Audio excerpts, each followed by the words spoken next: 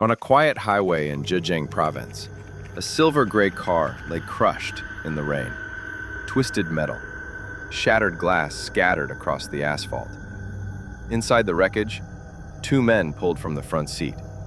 One was dead on impact, the other barely breathing. That survivor was Qiu Feng, age 21, a Shaolin monk once hailed online as China's most handsome monk. He was rushed to the hospital, but died the following night. Local police confirmed it was a traffic accident on the Zhuyang Expressway. No evidence of foul play. The autopsy report stated, severe head and chest trauma. Cause of death, multiple injuries from high-speed collision. It should have ended there. A tragic accident, nothing more. But it didn't. Soon after, a few photographs leaked from the funeral home. And in those photos, Qiu Feng's head showed a long, stitched line circling his temple. Authorities said it was a standard post-autopsy suture. Yet online, people began to ask, why was it stitched like that? Who handled the body before it was released? What began as an accident quickly turned into a storm of suspicion across China. Qiu Feng was born in 2003 in Henan province, home of the legendary Shaolin Temple. He joined the temple as a child, disciplined, calm, and gifted in martial arts. On Douyin and Weibo, his calm smile and graceful movements drew millions of views. People called him the handsome monk, a symbol of serenity in a chaotic world. But his fame meant that his death could not simply fade away. Tributes turned into debates. Who was driving? Why wasn't the dashcam footage made public? And above all, why was his head stitched so visibly if it was just an accident? Officials gave a short statement. The stitches are part of normal forensic procedures. But that answer didn't satisfy the public. In a country where information is tightly controlled, questions multiply faster than facts. Old clips of Qiu Feng resurfaced online. In one video, he smiles, folds his hands and says softly, "Do not fear suffering. It helps clear your heart." No one knew that only weeks later, that smile would become his last. And so ends part 1, where the death was declared, but the real questions began.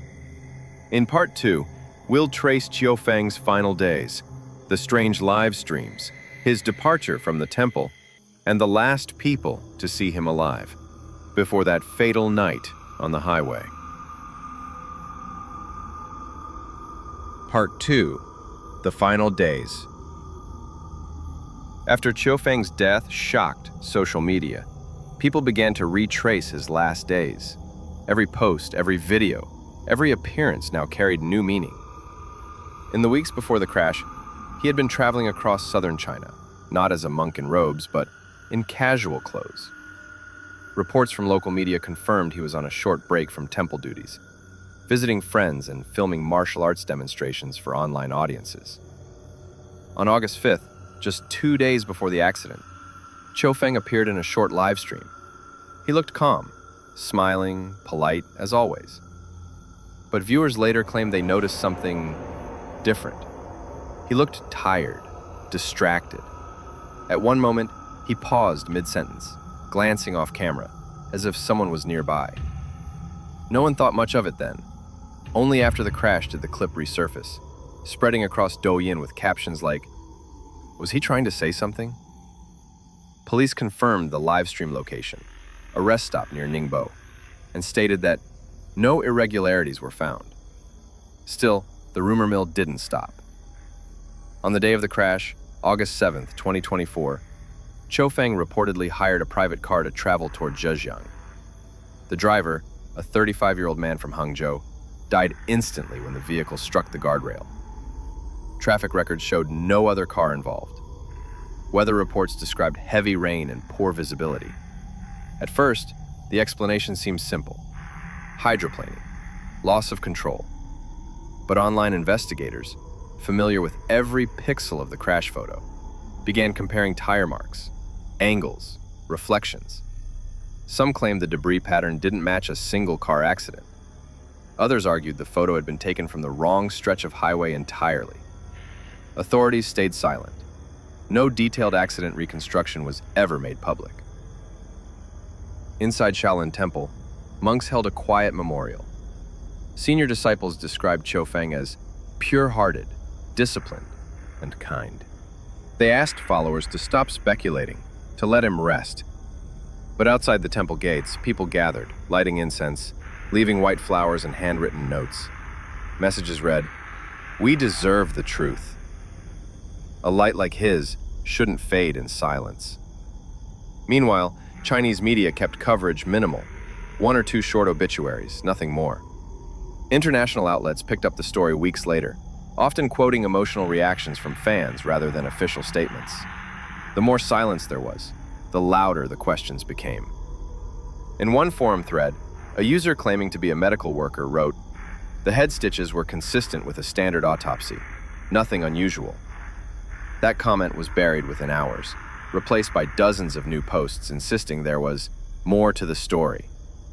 It wasn't proof that anything sinister had happened, only proof of how deeply people distrusted official narratives. Even months later, when the highway reopened and the wreckage was cleared, mystery still hung in the air. Why was such a young monk, admired for peace and humility, driving alone on a stormy night? Where was he going? Who was waiting for him on the other side of that road? Questions without answers. But every unanswered question keeps a story alive. Part 3. The Media Storm.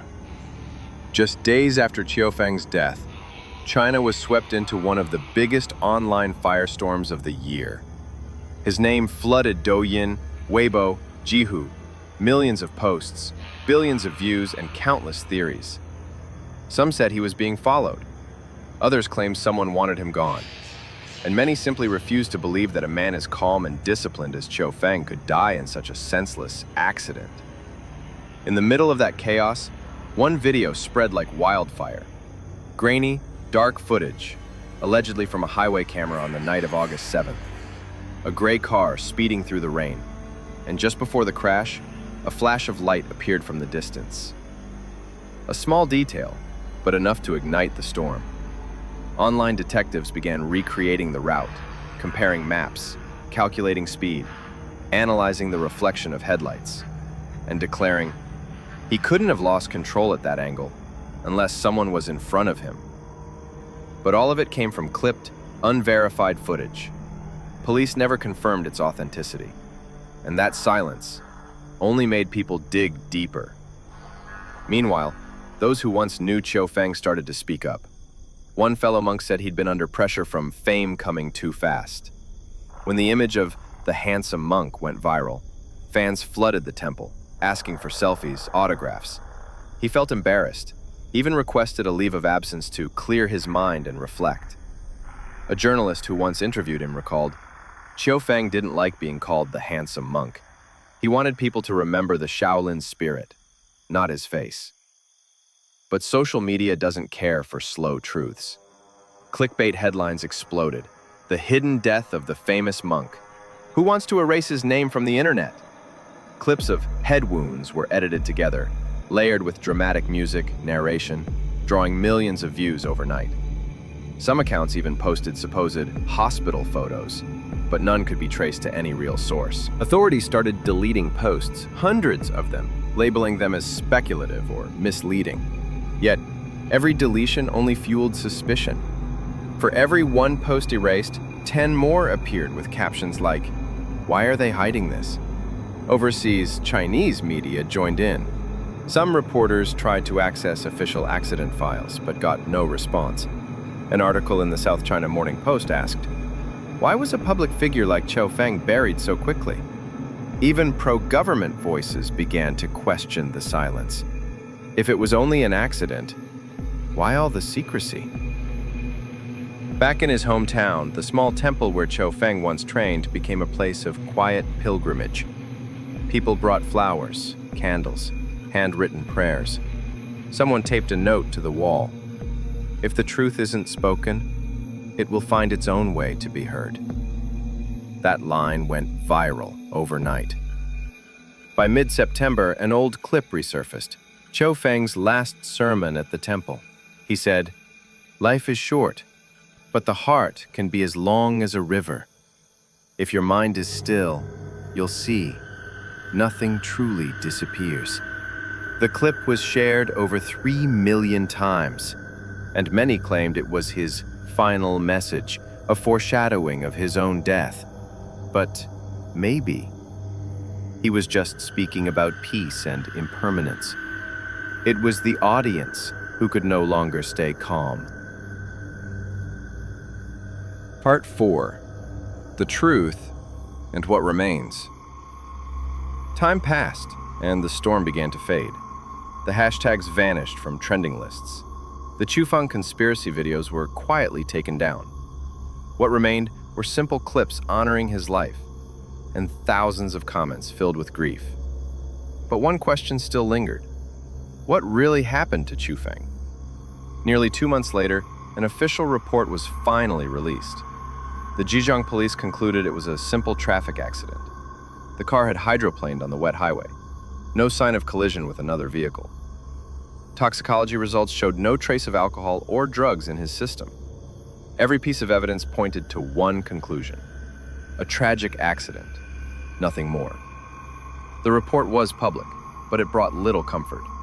To many, it felt too late, too clean, too quiet. As one blogger wrote, "No one wants to believe the story ends that simply." Then, an old mentor of Qiu Feng, the man who taught him his first Shaolin forms, spoke out in a rare interview. He said softly, "People fear what they don't understand." Feng chose a quiet path. Perhaps his passing is part of that path too. His words weren't meant to dismiss the doubts, but to remind everyone that sometimes our search for hidden truths goes too far, until we forget the simple reality. Death can come unexpectedly, and not every tragedy hides a conspiracy. After the funeral, the temple received Qiu Feng's belongings: a small notebook, a few photos, and one line written on the final page. "Stillness is not silence. Silence is just another way to listen." That line was later engraved on a small stone memorial at the foot of Shaolin Mountain, where people still visit, light incense, and read his words quietly to themselves.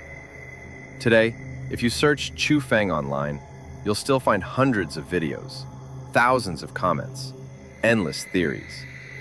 But above all that noise, what remains strongest is the image of a young monk with a calm smile and steady eyes. He left no last message, only moments, training in the rain, laughing with children, bowing before the Buddha like everyone else.